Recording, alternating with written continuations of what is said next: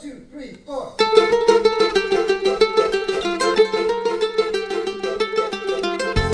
Hi everyone, this is Jewish Talk coming to you from NASA Community College on 90.3 WHBC, also streaming on the iHeart and the iTunes app. This program is later archived on Spreaker.com. So, hi there, my name is Rabbi Perl. Good morning, good afternoon, and good evening. This all depends on when you are listening. We all know that words are powerful. We can use them to lift others up, boost their self-esteem, and make a positive impact on the world. Likewise, we're all familiar in the potential damage caused by thoughtless or insensitive speech, the long-term hurt that can result from gossip or slander. But that isn't the only power words have. Words are descriptive. They help us communicate with others. They are our basic tools for connection. So what happens when you run out of words and when there are no more words left to use? There's actually a tradition that we're only given a certain number of words to use in our lifetime. So we want to be extra careful how and when we use them. Whether this refers to an exact number or not, of course the message is clear to all of us. But likewise, we can overuse words so that we rob them from their meaning. Now, if we tell someone that we love them and continue to use this word love for every relationship after that, so what's left for the person we actually marry, the one we've committed to and want to spend our lives with? So the word love has lost its power, its poignancy, its ability to deepen our connection. We can also diminish the words and the power of words by using them too frequently.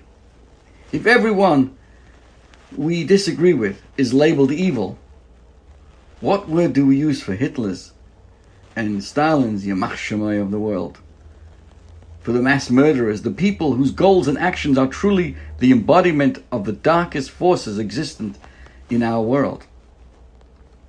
It seems that we've gotten a little too cavalier, I may say, a little too lazy in our use of words. We're not so careful when and how we use them. We don't really focus on the meaning. We're not concerned about overuse. But in the process, we end up harming ourselves and weakening our communication and thereby our relationship as well. So now we have a new word problem related to our current pandemic. We've run out of words because of the sameness of the days, because of our ongoing bewilderment, because of our continued powerlessness. See, every day that I speak to my children, to my friends, to my community at large, we say the same version of, "We're living in crazy times. Who could have imagined? I thought plagues were for the history books." Every day I run into neighbors and we say the same version of "crazy times. Who could have imagined? I thought the plagues were for the history books." Every time I teach a class on Zoom and we begin, what do we say? "Oh, ladies and gentlemen, it's another version. Oh, we're living in crazy times. Who could have imagined? I thought the plagues for the history books." We want so badly to connect, to commiserate, to feel less alone in our challenges, but we run out of words.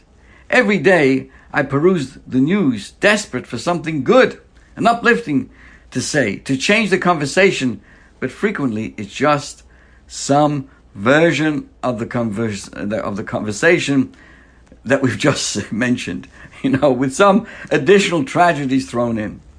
So what's left to do? What's left to say?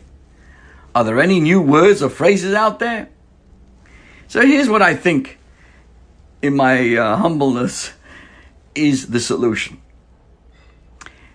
As I said to my class last week, after we went through the requisite and the required kvetching and moaning, after we bewail the fact that in Florida and California shut down again, and the light at the end of the tunnel, and all the other things that we talk about, I think the best way to make up for words and to find new words is to learn Torah more than ever.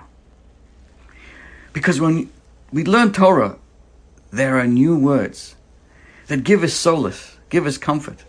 When we learn Torah, our mind wanders into an amazing garden, you could say, if uplifting us, refreshing us.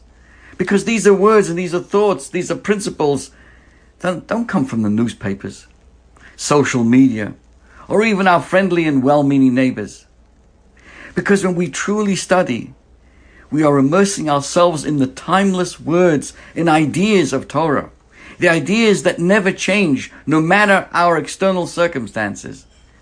And then to use these words, these profound truths, to attain wisdom and deepen our life's meaning, to strengthen our community, and most importantly, to connect to the Almighty. So, it requires a little more effort than just repeating crazy times, who would have thought mantra that we go through these days. It requires a little more thought than the glib, who could have imagined? It requires deeper study than commenting, oh, I thought the plagues were for the history books. But it's worth it. Because through focusing on the Almighty's words, as expressed through the Torah, we uplift ourselves and everyone around us. This is the true and deepest power of words. This is the language at its best and holiest.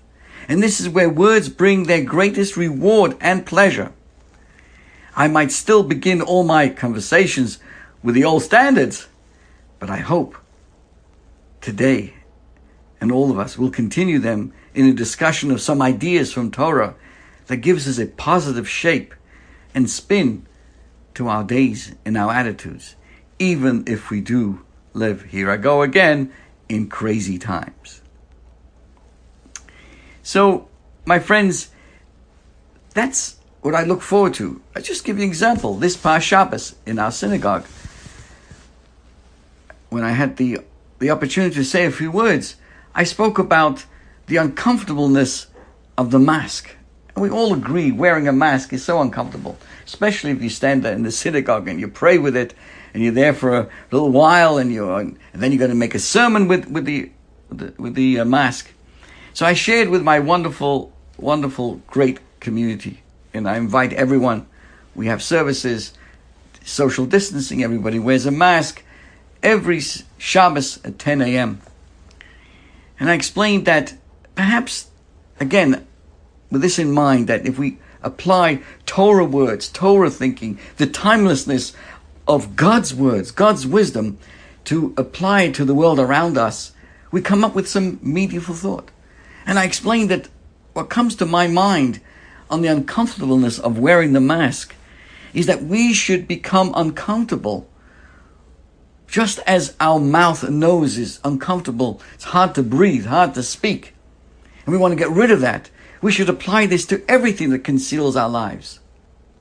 Whether it's these sad times, the challenging times, the craziness going on out there, illnesses, there's so much that conceals the beautiful world that we live in. So much that conceals even deeper the Almighty God in our lives. So again, we thought of this idea, that I shared this idea that using words of Torah, words of thought, that the mask reminds us that we should not be comfortable in the status quo that we're living. We must take it off and reveal the depth of the world and how it can be created and made into an abode, a home where God feels comfortable. God feels comfortable. What do you think how God feels comfortable? When he sees human beings living side by side in peace, without jealousy, without wars, without famines, with all kinds of stuff out there. Let's continue, my friends. Let's continue these ideas. There's a good chance at various points in the hours, even before you came on, that all of us have engaged in the last few days, at least, in lots of judgment. Right? We may have judged how someone looks or dresses. We may have judged how people speak, what they say, or even what they eat. Right? Maybe you've judged someone for running late, for the position she has taken on something, or for something that she has failed to do. Oh, talk about politics. Oh, Gewalt. are we judgmental. Oy, oy, oy, oy, oy. If you have a difference of opinion today, you're not allowed your opinion. You're given a name. You're this and you're that. My friends, judgment par excellence is going on all the time. So judgment is a daily phenomenon. This pandemic has understandably brought out even more judgment from us in ways and about things we never imagined. Is it hard not to judge those in leadership today on all levels and all sides of their responses? Should we have the mask? Don't we have the mask? Is it this? Is it that? Is it the home? Is it the governor? Is it me? Every minute of the day, everybody has an opinion and judging everybody else. It's difficult not to judge friends and family for their level of commitment to observe the guidelines. Yeah, you put on your mask. I'm not coming into the synagogue. Everybody is judging everybody else. In a way, it reminds me of a comedian's observation. Have you ever noticed that anybody driving slower than you is an idiot? And anyone going faster than you, this guy's a maniac. So being judgmental is not only unfair to others, it is also terribly unfair to ourselves. Research shows that being judgmental feeds anxiety and depression and negatively impacts overall well-being. When we are judged, we reflexively feel it and we feel like, you're being unfair, with a failure to see the whole picture or understand our side of the story, right? That's how we respond if someone judges us. Guess what? If we want others to give us the benefit of the doubt, we must be willing to reciprocate. Guess what? In our Torah portion of yesterday, again, we're using words of Torah, principles of Torah. We read how Moshe recounts the short Jewish history up to that point. What happened before it. He's recounting what happened. And he reminds the people of the appointment of judges. What does he say? I instructed your judges at that time, saying, listen among your brothers and judge righteously between a man and his brother or his litigant. Guess what? Moshe is encouraging those who serve as judges not to rush to conclusions or to make assumptions, but rather to listen attentively, discerningly, and thereby arrive at the truth. And I want to share with you a fascinating piece of the Talmud. In the Talmud Sanhedrin that discusses these laws. It takes this verse, this discussion, a step further. There is a prohibition for a judge to listen to one of the parties in a dispute when the other party is not present. You're not allowed to do that.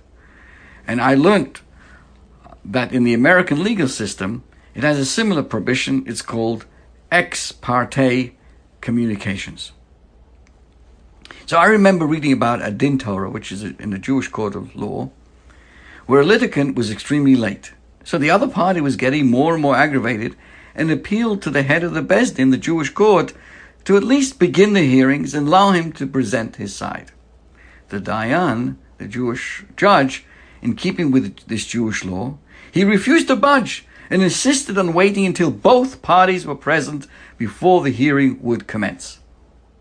This rule seems to be terribly inefficient, can lead to a great waste of time. What is the risk of meeting with the parties one by one or allowing one party to begin talking even though the other one is not in the room? Along comes the Maharal Prague, and he explains that first impressions are very powerful. When we listen to one side of a story, it penetrates and leaves an impression upon us. The position becomes our default, and now the burden rests on the other person to undo the assumed truth and the accuracy of the first position. Of course, there's no way to avoid one person speaking at a time. Nevertheless, when both parties are present before the judge is less likely to presume the first side he hears is automatically the truth. The other guy's sitting over there. Moreover, the parties themselves will be more careful with their words when in the presence of the other side, of the adversary. There's a well-known Kellogg's, I came across this, there's the Kellogg's food company. They offer an advanced executive program on negotiations. I promise you, I never took it. But in this program on negotiations, the most important rule of negotiations seems that they teach is anchoring. Whoever lowers the anchor controls the conversation and controls the negotiations. Let me give you an example. If you are purchasing something from me, and I mention the price, how much is this, Rabbi? I say $50. Now you are responding to my proposal, and negotiations will revolve around the number that I set. So I've laid an anchor. That's the concept.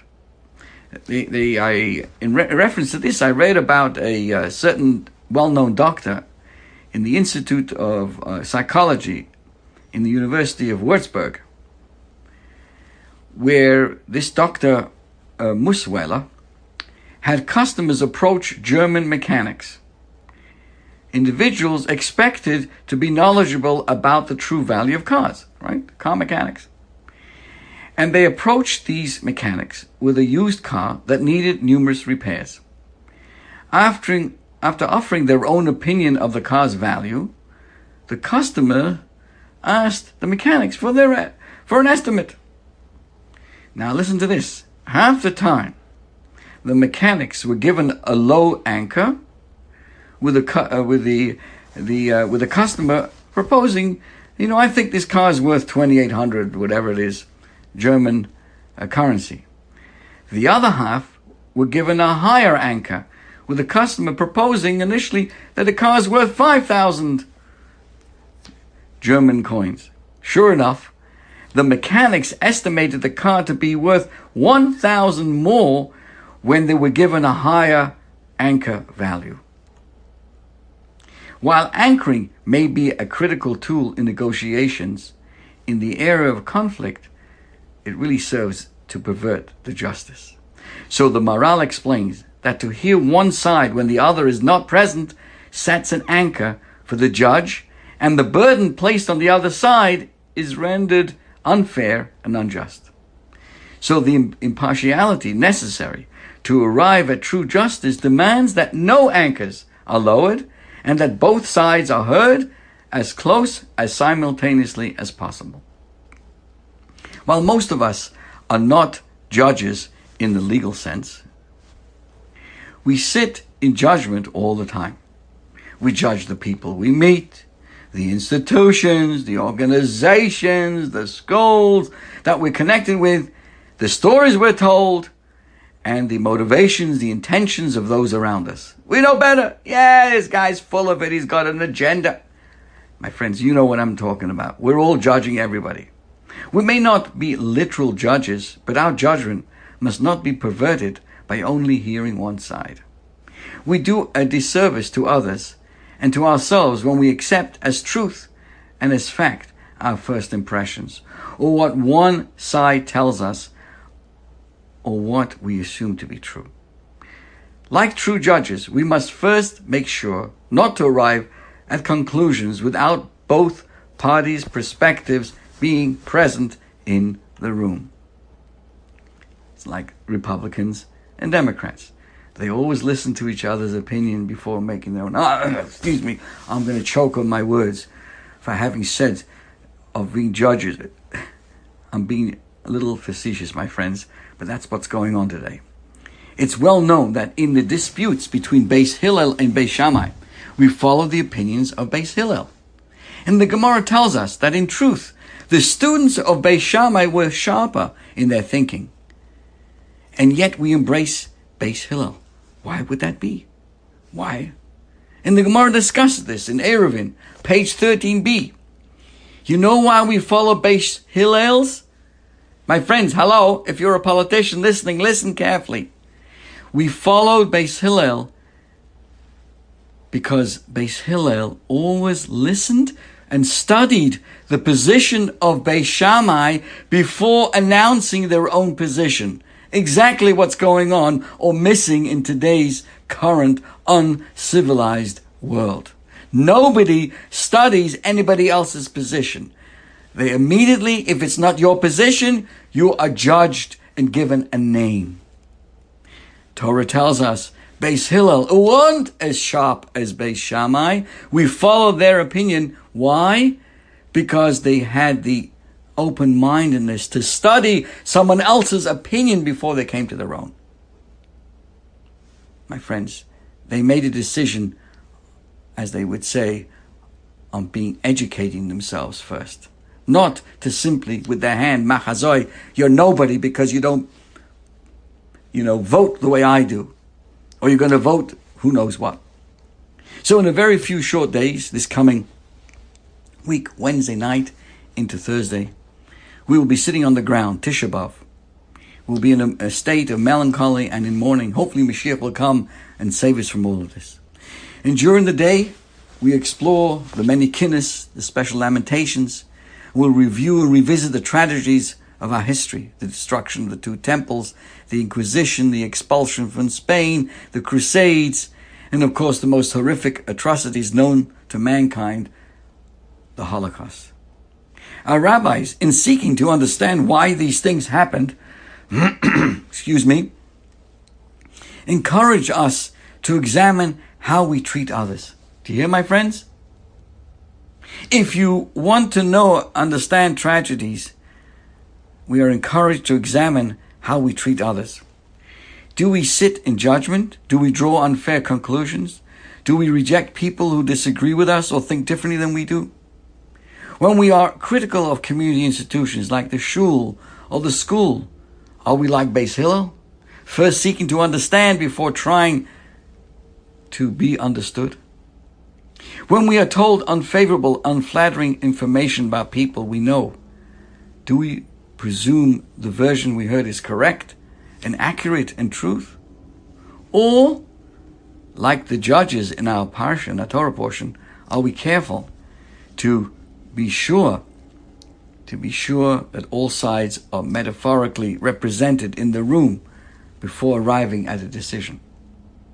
So when we see public leaders trying to balance our current concerns for public health, economic distress, and mental and emotional well-being of adults, children, and everyone in between, will we seek to understand policies and decisions before reflexively, right away, criticizing? So, and while we certainly must not tolerate anyone who knowingly endangers others, can we seek to be less judgmental of the guidelines people have chosen to follow for themselves while still strongly advocating for safe behavior from all? I'll tell you something. It's very hard for me to sometimes put on my mask coming from the house or from the synagogue to my car even. But I still do it. Why? Because I wear a hat and a beard and look differently. And I don't want to be put in a position to say, look at this rabbi over there. He doesn't follow the guidelines.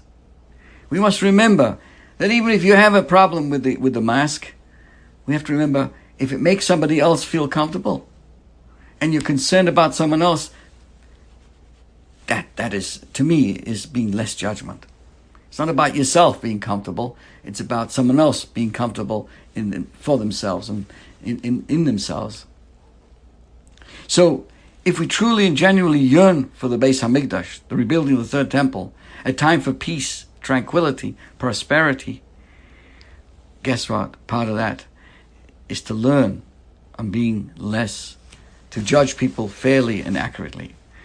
We must be more like Beis Hillel, listening and hearing other positions before we argue our own. Yes, my friend, it's something very, very special to be thinking about. And I did share this with you on Shabbos in our synagogue, when we talked a lot about the masks and how it reminds us that we don't want things covered up. We want to see the third temple.